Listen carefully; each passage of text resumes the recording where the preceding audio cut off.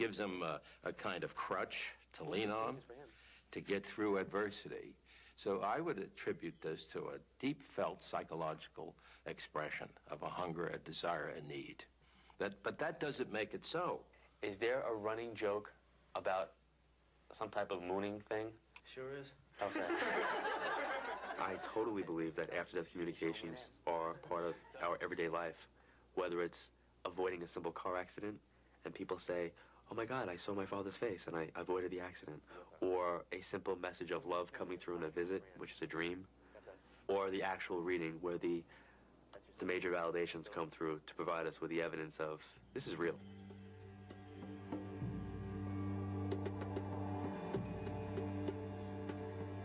I think that the abiding myth that we will live on is the cradle of virtually all mythology. It's a universal in human experience. I think the notion that immortality is a con game the human mind is playing on itself is absolute nonsense. I think we have intimations of immortality, as Wordsworth put it, because we are immortal. American culture is so, what I call spiritual dumb on the notion of death. And other cultures are so much more what I call spiritually intelligent. The fact that we make such an issue over is there scientific proof for some kind of survival of death, in many ways is specific to modern Western culture. A lot of traditional, indigenous, simpler sorts of cultures where religion sort of permeated the fabric of everyday life wouldn't see this as an issue. Not only were people taught to believe that in their religious upbringing, but a lot of apparent psychic phenomena happened that seemed to prove it. People would dream of the dead, and obviously they'd received a communication from a loved one, you know, and the emphasis was on what did the communication tell you, not on is it possible for people to communicate.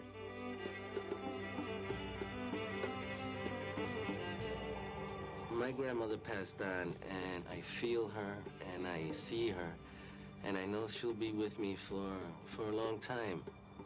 Unlike Western belief, I don't need proof that there is an afterlife. I live it, and I've lived it all my life, and I know that there is a connection. I was raised in Santeria, and the Afro-Cuban heritage, my Afro-Cuban heritage has helped me understand that communication with the afterlife is a natural occurrence, and it's something that just happens naturally. It's like taking a walk, actually.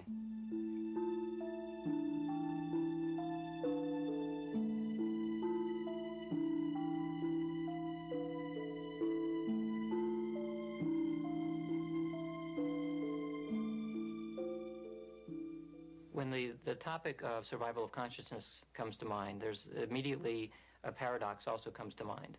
From the general population point of view, everyone is interested, vitally interested in this question.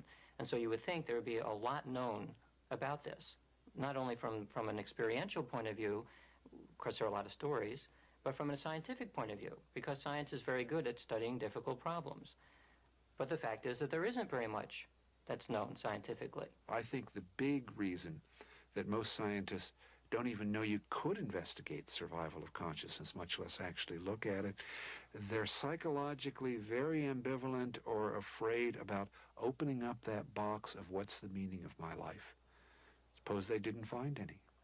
So it's better to push the whole thing aside, say there's nothing to find.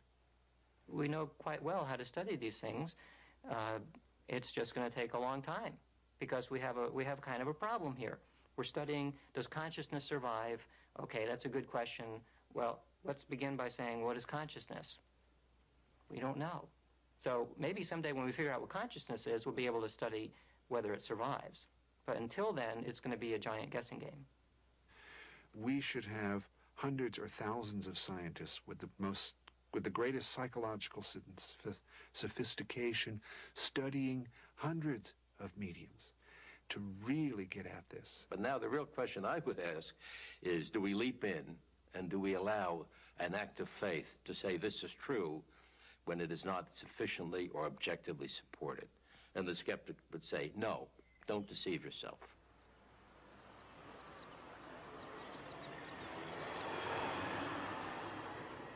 What we're about to do tomorrow is never been done in the history of science. And it has never been the case before that a group of pioneering mediums are teaming together with a group of scientists in a university that really believes in the idea that any important question that is meaningful for people should be asked in an open fashion. Tomorrow we are going to have a marathon. In the morning, we are going to do the naturalistic experiment. It is a mediumship demonstration experiment. Demonstration means we are not addressing the how it works. We are addressing to what extent does it, quote, work. Okay, this is what we're going to do first. We're going to put a cap on you that has 19 electrodes. During the experiment, we will be recording your electrocardiogram, your heart waves, and your electroencephalogram, or your brain waves. What is that? It increases the conductivity. These data might tell us something about how a medium's heart and brain are connecting with the sitter's during a reading. I'm going to insert with the blunt needle some gel through. My name is Patricia Price. I'm from approximately 30 miles west of Phoenix. It's a small community, mostly cotton farmers. Okay, so are you ready? Yes. Okay. No, I don't feel like a guinea pig, not at all. I don't. Like I said, I'm very excited. This is an opportunity. This is the very first time, yes. And I'm quite proud to be part of this research, so. For sometime between 10 and 15 minutes, you and this person will sit together and you will do whatever you do in your own way. Don't start doing anything yet because we have to... We've added these controls to the experiment. We've ensured that you and the subject have never met. There will be no eye contact, so a screen will separate you. The sitter will give you only yes or no answers. You will share no information with the other mediums. Don't share a word of anything until the entire thing is over. Don't have to worry. Now, during the reading, the sitter will make subjective judgments rating the extent to which they personally feel that you are making a recognizable contact with a specific deceased loved one. The videotapes are running continuously. Before we start, I want you to understand real clearly how I work, okay? Okay. You've never done this before? No. Okay, then we're fine. Okay, two things. I have to tell you just very, very, very, very fast here. I'm getting a couple people around you very, very strong. Your papa's gone, please? Your papa? Yes. Your father, papa's father. Father's been gone some time, they tell me, Patricia, and I don't know why, but your father gave you your name because he says, I gave her my name, I gave her my name. Okay, what's going to happen is there will be a series of impressions, pictures, and words and things that make no sense to me come through in my mind. I'm going to tell you what I'm seeing, hearing, and feeling, and basically ask you to confirm and verify it simply by yeses or nos. Okay. Okay, the first thing that's coming through is it's telling me to talk about a male figure to your side. A male figure to your side would be a husband or a brother who has crossed over. Do you understand that? Yes. Okay, actually there's three. There's three. They're showing me one seems to be like a husband figure to you. Do you understand that? Whatever I say to you, just acknowledge with yes, no, or that you understand only. Also, who you least expect may show up along with who you hope will. Doesn't matter how close you were to them, how long ago they passed on, or whatever. Okay, well, first of all, a male presence around you. They talk about the younger male that passed. Does that make sense to you? Yes. Okay, because whoever he is claiming he was the first one in the room, so I guess he wants the credit of coming first. Okay, as I'm tuning myself with you now and I'm beginning to feel the touch of spirit, I see a woman that she's very close to you from the world of spirit and has been for many years. She has particularly pretty eyes, rather large, wide-set eyes, highly arched brows. Stay that way. You will recognize my names maybe someday, but not. How are you doing today? Doing terrific, thank you. I read by voice.